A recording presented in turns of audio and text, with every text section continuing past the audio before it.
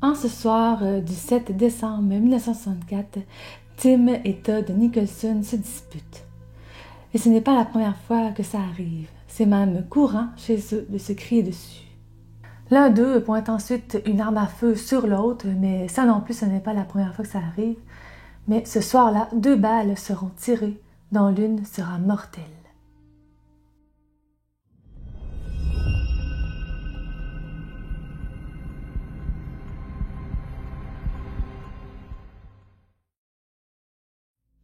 Bonjour tout le monde! Bienvenue sur notre chaîne Les Jumelles Mélie Mélo. L'histoire qu'on a pour vous aujourd'hui combine pas mal tout ce qu'on a déjà vu avant dans des histoires de jumeaux criminels. La relation amour-haine, la compétition, la rivalité amoureuse, l'argent et le meurtre.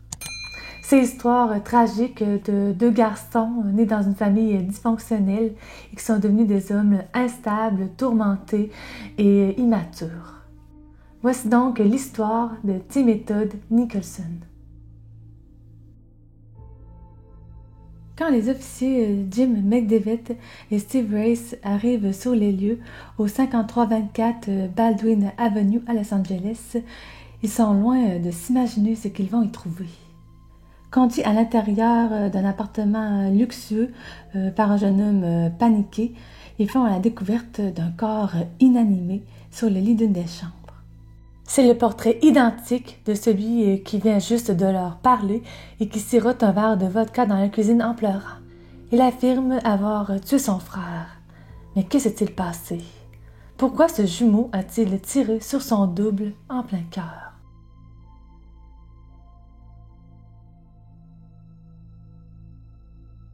Pour bien comprendre ce qui s'est joué cette nuit-là, il faut comprendre la mentalité des jumeaux et aussi la rivalité sévère qu'il y avait entre eux, car c'est vraiment ça qui a tout gâché. Ils venaient d'une famille vraiment riche. Leur père, Edward Nicholson, surnommé Ted, venait d'une famille très aisée et c'était un enfant gâté. Il s'est marié et ça a choqué bien des gens, avec une femme qui était totalement son opposé, une fille de fermier qui jurait, buvait et qui n'avait pas de bonne manière, une certaine Roberta Willis. On dit souvent que les contraires s'attirent, eh bien c'était le cas vraiment pour ces deux-là. Leur mariage bat de l'aile évidemment. Ils ont eu les jumeaux en août 1942 et Ted avait découvert qu'il n'était pas fait pour la vie de famille. Il est même mentionné qu'il n'aimait pas trop les enfants en général et qu'il trouvait même ses jumeaux creepy. Il divorce donc de Roberta et part vivre sa vie dans les bras de multiples femmes au Costa Rica. Les jumeaux ne sont encore que de jeunes enfants à ce moment-là et leur mère met le blâme du départ de Ted sur leur dos, affirmant qu'elle ne leur pardonnerait jamais. Elle les considère même comme une seule et même personne, les habillant pareil et les appelant simplement Tim Todd, car elle-même est incapable de les différencier, tout comme leur père. Et Tim et Todd, qui se sont toujours bien entendus jusque-là, vont commencer à se crier dessus en blâmant l'autre à chaque fois qu'ils se font réprimander par leur mère. Et le plus étrange aussi avec eux, c'est autant ils se chamaillent vraiment très fort, ils se battent très fort, autant ils se réconcilient vraiment très vite. Aussitôt qu'ils sentent qu'ils ont été punis équitablement, ils s'arrêtent comme si ne rien n'était et ça va être comme ça toute leur vie. Leur mère abandonne leur éducation et finit par les laisser faire à peu près ce qu'ils veulent. Ils se battent à la maison, ils se battent à l'école, tellement qu'à 7 ans, ils se font expulser. Et dans leur quartier, c'est pas mieux, hein? On les rejette parce qu'ils se chamaillent beaucoup et qu'ils jurent comme leur mère. Roberta, qui est découragée et qui ne sait plus comment gérer ses fils, les envoie donc à l'école militaire en espérant que ça puisse les aider. Mais l'école militaire ne changera rien au comportement de Tim et Todd. Ils continuent de se battre et à défier l'autorité. On les surnomme même TNT pour Tim and Todd en anglais et aussi pour le lien avec la dynamite qui symbolise leur attitude explosive. Les jumeaux adorent ce surnom.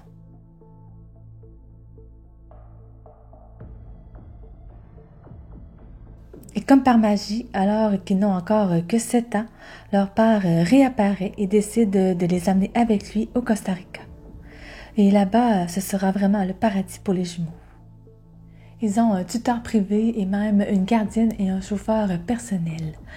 Ils vivent comme bon leur semble, ils font ce qu'ils veulent, tout comme leur père, qui les expose fièrement, car là-bas, les jumeaux sont signe de fertilité.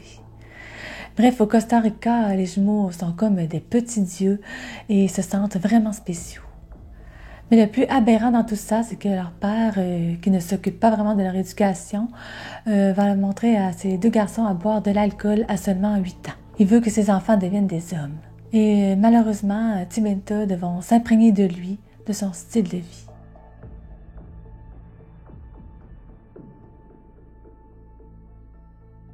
Malheureusement pour eux, leur rêve a vite une fin quand Roberta se pointe au Costa Rica et que leur père, qui les abandonne une seconde fois, les laisse repartir avec elle. Ce sera pour eux le retour aux engueulades et à l'école militaire. Là-bas, ce ne sont plus des petits dieux et non plus de liberté. On se moque d'eux même à cause de leur très grande ressemblance et se font intimider. Mais les jumeaux vont apprendre une chose cette année-là, c'est que c'est eux contre tous, parce que Tim, après avoir infligé une blessure très grave à la jambe à un de leurs intimidateurs, s'en est facilement sorti grâce à son jumeau.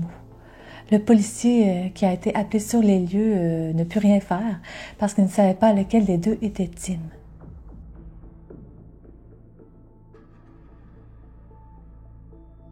Roberta commence à boire beaucoup trop et continue à crier sur Tim et Todd. Elle n'en peut tellement plus qu'un soir, après être rentrée d'une soirée, elle rentre dans une telle colère contre eux qu'elle saisit une arme à feu qu'elle pointe sur les jumeaux en disant qu'elle va les tuer. Alors qu'ils doivent avoir à peu près 10 ans, Tim et Todd sont donc souvent seuls et un de leurs plaisirs est de jouer au Monopoly ensemble. Ils veulent constamment être le meilleur et la compétition est vraiment féroce car ce n'est pas qu'un simple jeu pour eux. Ils veulent gagner absolument sur l'autre et se chamaillent constamment.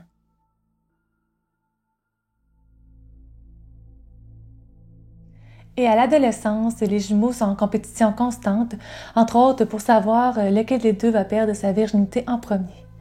C'est Tim qui aura une petite amie en premier et qui permettra à Todd de perdre aussi sa virginité en se faisant passer pour lui. Bon, ce n'est pas la première fois qu'on entend des jumeaux faire ce tour de passe-passe.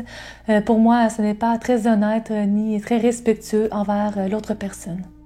Les jumeaux auront de nouveau des nouvelles de leur père en 1960. Ted Nicholson décède d'un problème au foie dû à l'alcool et lègue à ses deux fils un demi-million de dollars chacun.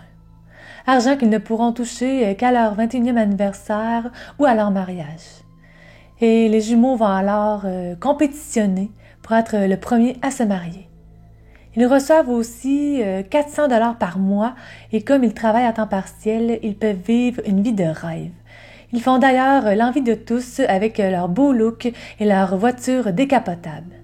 Ils abandonnent le secondaire et finissent par déménager ensemble à Santa Monica.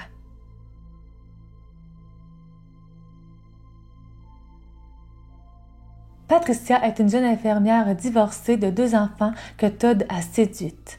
Vantant les mérites sexuels à son frère, Todd autorise Tim à se faire passer pour lui pour tester la jeune femme. Mais la situation va vite se retourner contre lui parce que Patricia va préférer Tim et c'est lui qu'elle va décider d'épouser. Todd entre alors dans une colère noire et confronte le couple en disant à son jumeau qu'il continue de coucher avec Patricia en cachette. Celle-ci nie au départ, mais peu de temps après le mariage, elle finit par avouer qu'elle ne fait pas la différence entre les deux. Tim annule alors le mariage. Todd, de son côté, annule aussi le mariage qu'il avait prévu avec une certaine Sherry parce qu'il dit que celle-ci ne veut l'épouser que pour son argent.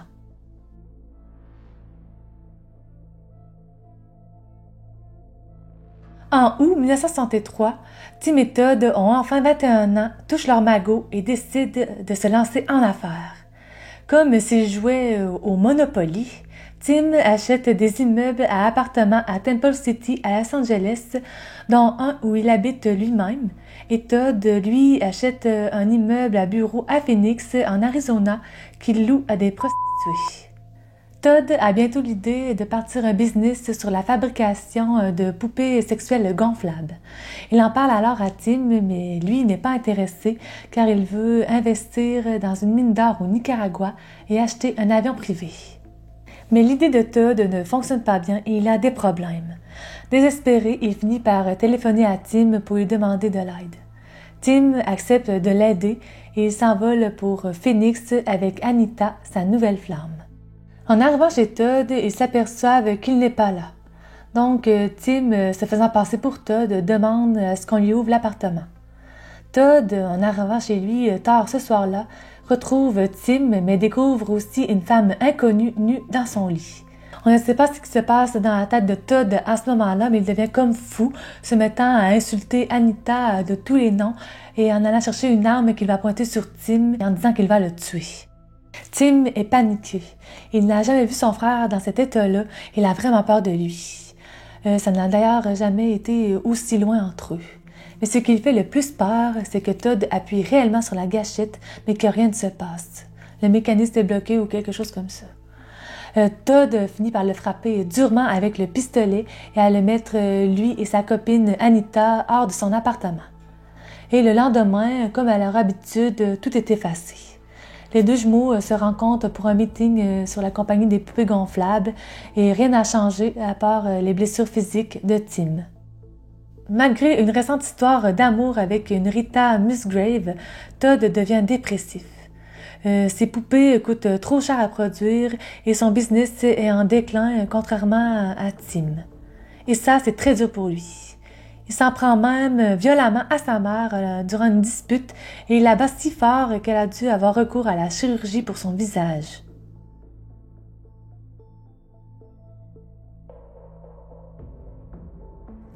Persuadé que son frère sera mieux avec lui à Los Angeles, Tim réussit à convaincre Todd et l'aide à passer un accord commercial où il échangerait son immeuble de Phoenix contre un de Los Angeles.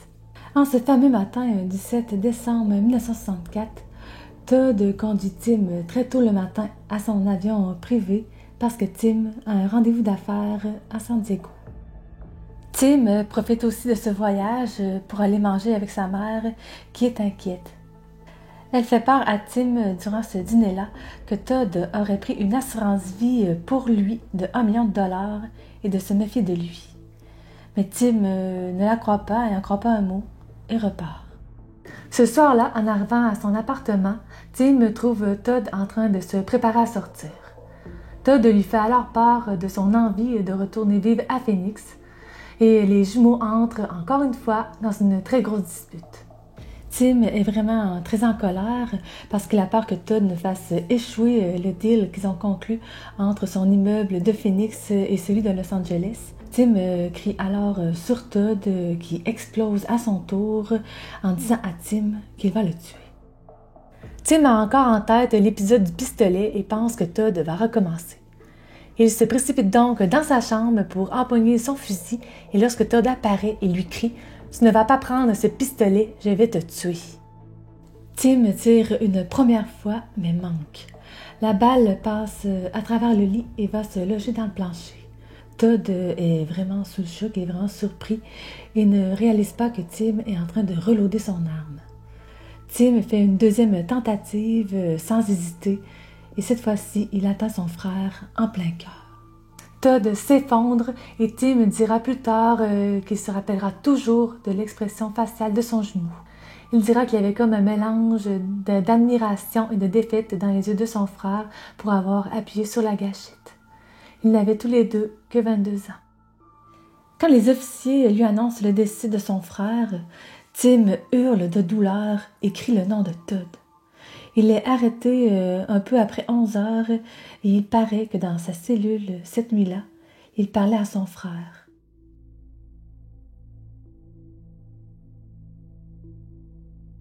Tim est accusé de meurtre mais plaide non coupable prétextant l'accident. Son procès a lieu le 3 mai 1965. Rita Musgrave et sa mère Roberta viennent témoigner en sa faveur en se plaignant du comportement violent de Todd. Le 7 juin 1965, 6 mois après le drame, Tim est reconnu coupable de meurtre et est condamné à une maigre peine, 1 à 10 années d'emprisonnement seulement. Mais il est libéré après seulement 3 ans. Mais l'histoire ne s'arrête pas là. À sa sortie de prison, Tim entreprend une relation avec Rita Musgrave, la copine de son frère au moment de son décès. Elle est allée souvent le voir en prison et ils sont tombés amoureux. Ils se sont mariés, sont restés environ 12 ans ensemble avant de divorcer. C'est quand même bizarre que Tim se retrouve toujours à sortir et à épouser les copines de Todd. D'abord, il y a eu la fameuse Patricia qui l'a volée à son frère et maintenant Rita. En tout cas, c'est vraiment, nous, on trouve ça vraiment étrange. Vous me direz ce que vous en pensez dans les commentaires. Et aussi, il paraît que Tim aurait hérité du reste de la fortune de Todd, ce qui fait vraiment de lui le grand gagnant de la partie, si on peut dire. Mais il aurait fait faillite apparemment en 1999 et il est mort en mars 2012 à l'âge de 69 ans.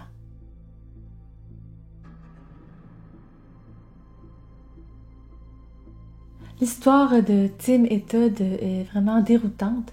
C'était vraiment une relation amour-haine en même temps. Je t'aide, mais je veux pas que tu réussisses. Il y a aussi plusieurs qui disent que l'argent leur a vraiment monté à la tête, car être riche très jeune peut avoir vraiment de lourdes conséquences, surtout quand on est immature comme les Nicholson l'étaient. Cette histoire ressemble étrangement à un autre cas que nous avons traité sur notre chaîne, celle des jumeaux Henry.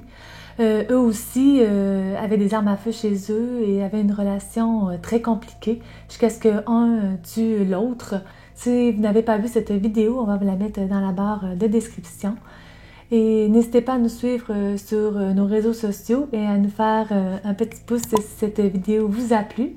Et sur ce, bien, portez-vous bien et on se voit dans une prochaine vidéo. Bye!